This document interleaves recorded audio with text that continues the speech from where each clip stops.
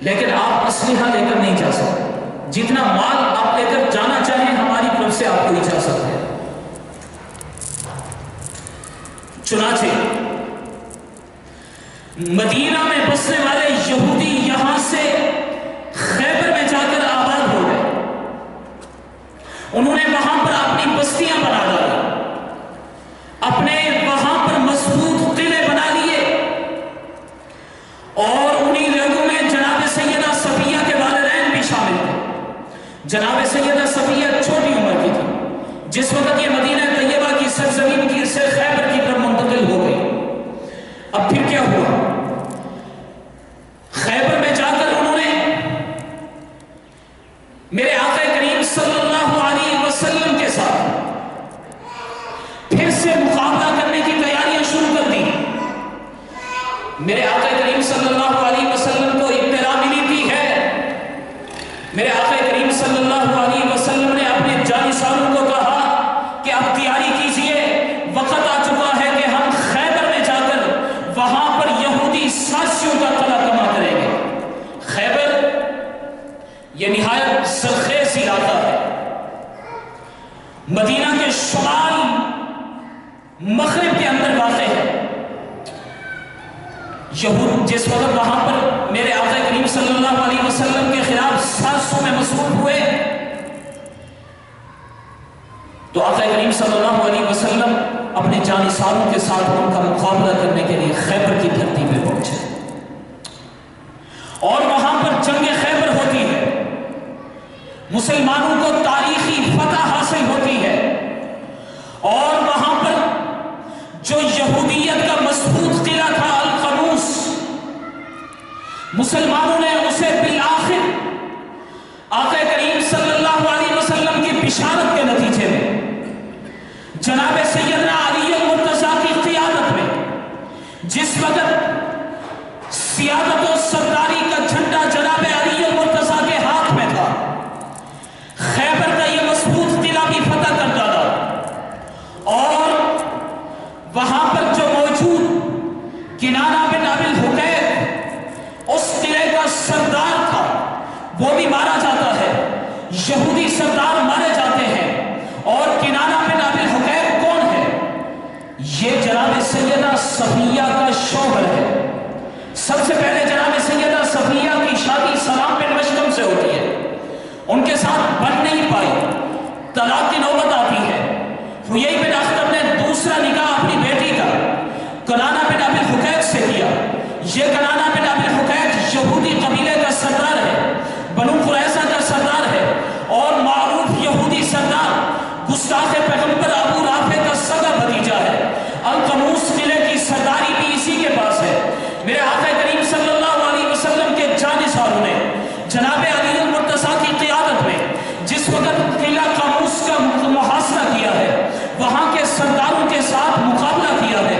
یہ سردار بھی مارا جاتا ہے، بہت سارے سردار اس قلعے کے مارے جاتے ہیں، اور بہت سارے لوگ قیدی بنا لیے جاتے ہیں.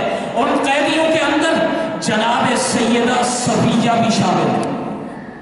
میرے آقا کریم صلی اللہ علیہ وسلم کی خدمت اقدس میں لایا جاتا ہے. جناب صفیہ کا سارا گھرانہ اس جنگ کی نظر ہو جاتا ہے. ان کے والد بھی مارے گئے، ان کے بھائی بھی مارے گئے، خامن بھی مارا گیا.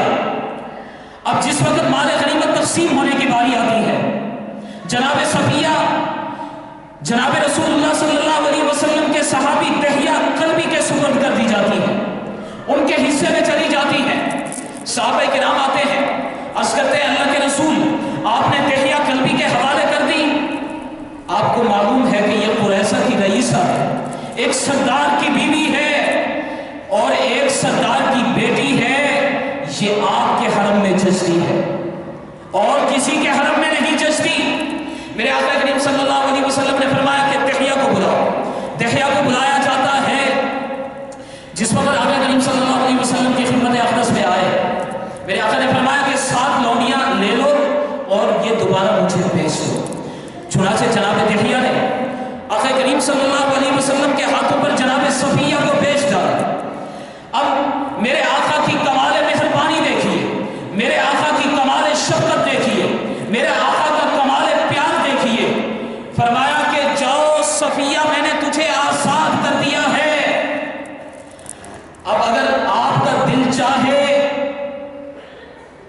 اپنے گھر چلے جاؤ، آپ کا دل چاہے اسلام قبول کر کے میرے نکاح میں آ جاؤ۔ جناب انس رضی اللہ تعالیٰ عنہ کی روایت ہے، اس روایت کو کان کھول کے سنیے گا، بہت ہی خوبصورت روایت۔ فرمایا کہ جس وقت میرے آقا کریم صلی اللہ علیہ وسلم نے انہیں اختیار دے دیا کہ آپ جو چاہیں وہ فیصلہ کر سکتی ہیں، آپ کی آرزو، خواہش اور تمنا کیا ہے؟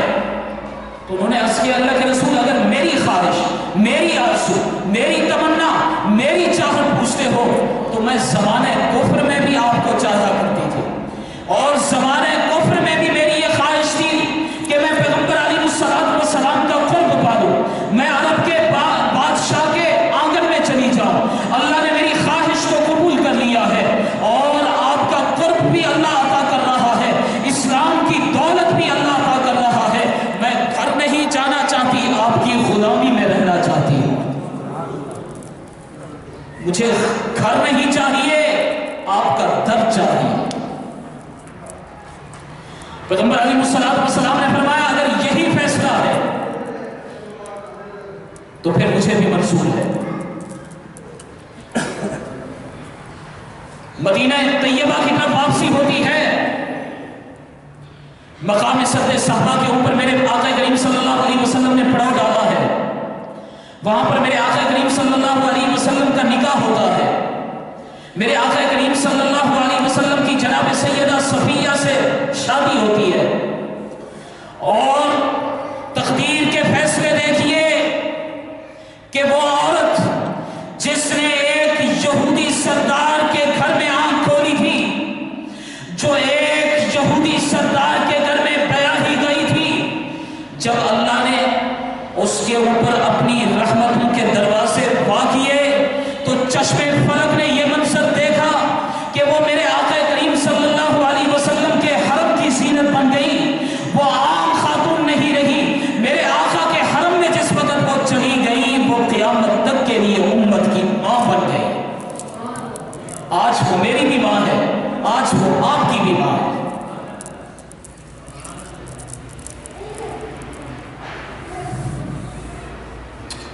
یہ تقدیر کے فیصلے ہیں، یہ اللہ کا انتخاب ہے۔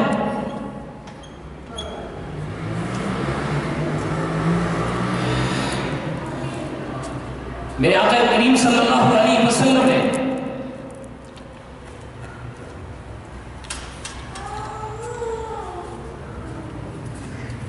جس وقت جناب سیدہ صفیہ سے نکاح فرمایا، رخصتی عمل میں آ گئی، مقام صدر صحابہ میں 3 روز قیام فرمایا۔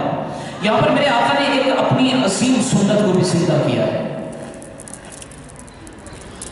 روایت میں آتا ہے چمڑے کا دسترخوان بچھا دیا گیا، میرے آقا نے فرمایا جس کے پاس جو کچھ ہے وہ لے کے آئے۔ اب کسی صحابی کے پاس کھجوریں تھیں، کسی صحابی کے پاس پنیر تھا، کسی کے پاس ستو تھا، کسی کے پاس گھی تھا۔ میرے آقا کریم صلی اللہ علیہ وسلم کی خدمت اقدس میں وہ لے کے آئے۔ میرے آقا نے دسترخوان پہ وہ رکھوا دیا اور سارے صحابہ کو فرمایا کہ آؤ میرے ساتھ بیٹھ کے تناول کر لو۔ یہ پاک پیغمبر کا ولیمہ تھا، یہ پاک پیغمبر کی شادی تھی، یہ عجیب ولیمہ تھا